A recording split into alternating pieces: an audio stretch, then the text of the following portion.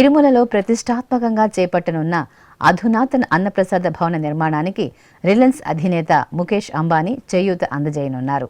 ఆంధ్రప్రదేశ్ ముఖ్యమంత్రి నారా చంద్రబాబు నాయుడు సూచనలతో 100 కోట్లకు పైగా అంచనాలతో అత్యాధునిక కిచెన్, ఏఐ టెక్నాలజీతో భక్తులకు ఈ అన్నప్రసాద కేంద్రాన్ని అందుబాటులోకి తీసుకురావడానికి టీటీడీ దృష్టి సారించింది. నిత్యం 2 లక్షల మందికి సరిపడేలా అన్నప్రసాదాలను తయారు చేసే విధంగా ఈ శాటిలైట్ కిచెన్ నిర్మించనున్నారు. తిరుమల శ్రీవారి దర్శనానికి ఆదివారం ఉదయం విచ్చేసిన రిలయన్స్ అధినేత ముఖేష్ అంబానీ దృష్టికి టీటీడీ అదనపు ఈవో సిహెచ్ వెంకయ్య చౌదరి ఈ విషయాన్ని తీసుకువచ్చారు.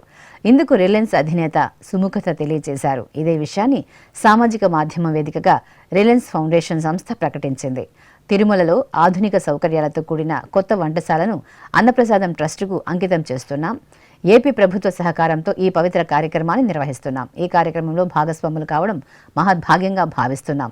ఈ పుణ్యకార్యాన్ని ముందుకు తీసుకువెళ్లడంలో మేము భాగస్వాములు కావడం గర్వకారణంగా ఉందని ఈ సందర్భంగా రిలయన్స్ ఫౌండేషన్ సంస్థ సామాజిక మాధ్యమం ద్వారా తెలియజేసింది.